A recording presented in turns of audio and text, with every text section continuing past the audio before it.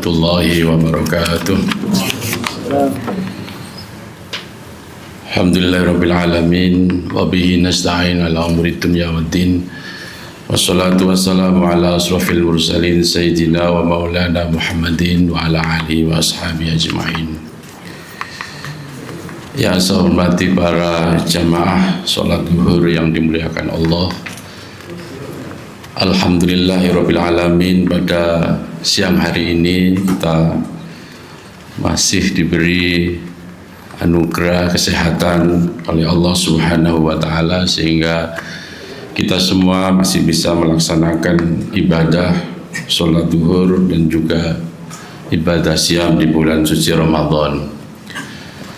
Para hadirin sekalian, pada kesempatan yang berbahagia ini saya hanya ingin sedikit bercerita tentang keluhuran akhlak Rasulullah Muhammad sallallahu alaihi wasallam. Keluhuran akhlak atau kemuliaan akhlak Nabi besar Muhammad ini sudah sangat terkenal atau masyhur di masyarakat waktu awal-awal Rasulullah menyebarkan agama Islam. Kalau sekarang mungkin istilahnya viral, tapi viral itu biasanya cuma sebentar. Tapi ini masyhur akhlak Rasulullah SAW. Keluhuran akhlak ini kemudian didengar oleh seorang pendeta, oleh rahib Yahudi yang kemudian pendeta ini yang bernama Zaid bin Sa'na ini ingin langsung menemui, membuktikan apakah betul Rasulullah SAW ini mempunyai akhlak yang mulia. Lalu beliau datang berkunjung ke rumah Rasulullah SAW. Pada waktu itu ada sahabat Ali yang sedang berbincang-bincang di sana. Sebelum pendeta ini mengetes keluhuran kemuliaan akhlak baginda Nabi Muhammad, tiba-tiba ada seorang laki-laki dari pedalaman yang datang ke Rasulullah lalu melaporkan tentang bahwa dia telah berdakwah agama Islam dan ternyata ada 1-2 orang di kampungnya, di kampung pelosok begitu, yang kemudian masuk agama Islam. Tapi dia memberi iming-iming, katanya, nanti kalau masuk Islam akan saya beri kurma. Nah ternyata dari salah satu sahabat yang jauh di pedalaman ini kemudian, ya Nabi, ternyata ketika kami menjanjikan kurma itu kepada orang-orang atau beberapa orang yang masuk Islam itu, kami tidak panen, kan Nabi, paceklik, musimnya sedang paceklik, tidak bagus, sehingga kami tidak bisa memberikan kurma yang kami janjikan kepada 1-2 orang yang telah masuk Islam itu. Lalu Rasulullah menengok ke sahabat Ali radhiyallahu an. Ali, tolong dicek apakah ada stok kurma kita di, mungkin sekarang Bulog begitu ya, dicek oleh sahabat Ali. Tapi apa jawab sahabat Ali? Ya Rasul, stok kurma kita habis, tidak ada. Ya mungkin kan paceklik juga begitu. Lalu kemudian pendeta ini, pendeta Yahudi ini kemudian menawarkan kepada Rasulullah, ya Nabi, apakah mau saya beri uang? Tapi nanti kalau sudah panen kurma, saya minta kurma itu sebagai barang yang saya beli dan sekarang saya kasih uangnya terlebih dahulu. Apa jawab Rasul? Rasulullah menolak. Loh, kenapa ya Nabi? Kata pendeta, kenapa ditolak tawaran saya ini, uang ini? Karena transaksi jual beli itu harus jelas terlebih dahulu. Jangan-jangan tidak panen, sehingga saya khawatir kalau tidak panen bagaimana kalau barang yang diperdagangkan tidak ada.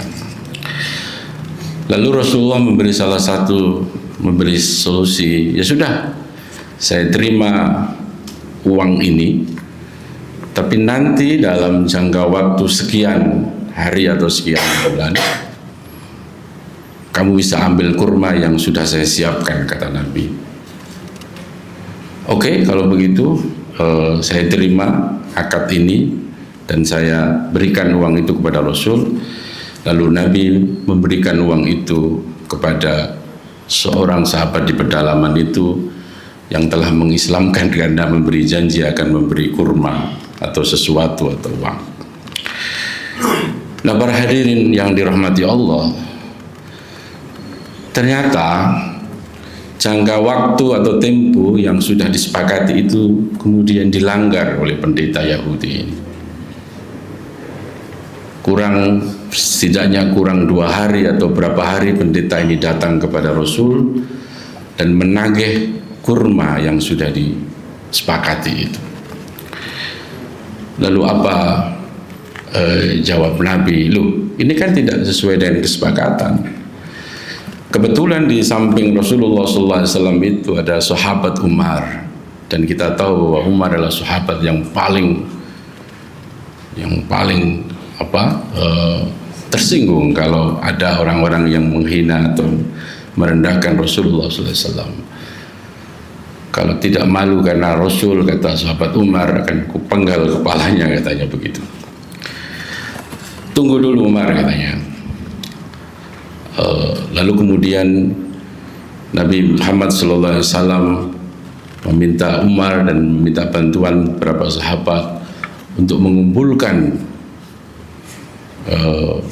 kurma di sana kemari, dan menariknya adalah kurma yang diberikan kepada pendeta Yahudi ini dilebihi oleh Rasulullah SAW. Dilebihi sekitar 20 sok, atau sekarang ukurannya adalah 50 kilo. Apa kata Nabi ketika memberikan kurma itu kepada pendeta Yahudi? Ini kurma yang sudah kita sepakati, tapi saya kasih lebih 20 sok atau 50 kilo sebagai kompensasi, atau karena Umar tadi sudah berkata kasar kepada pendeta Yahudi itu, maka saya kasih sebagai balasannya untuk menghapus mungkin Anda tersinggung dengan perkataan Umar tadi. Lalu akhirnya apa yang terjadi dan kemudian yang dilakukan oleh pendeta dari Yahudi ini?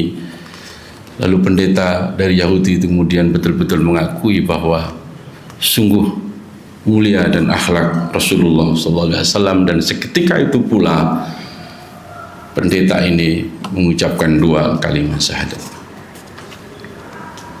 Inilah salah satu cerminan akhlak Rasulullah SAW yang diteladankan kepada kita sebagai umatnya, sebagaimana yang tertera atau secara eksplisit digambarkan dalam surah Al-Imran ayat 134.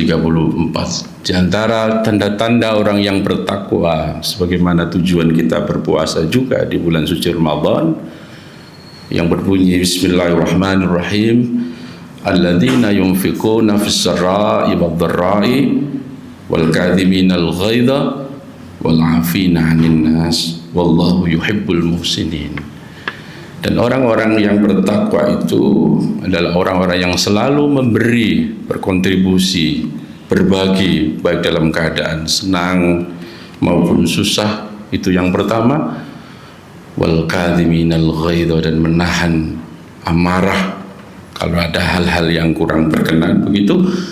Dan yang terakhir adalah wal 'afina 'anil nas, dan selalu memberi pemaafan kepada manusia yang bersalah kepadanya.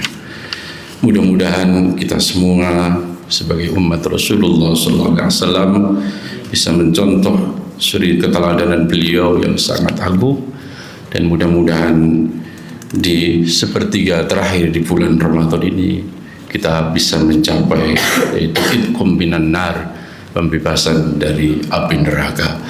Akhirul kalam, wallahul muwaffiq ila aqwamit thoriq. Wassalamualaikum warahmatullahi wabarakatuh.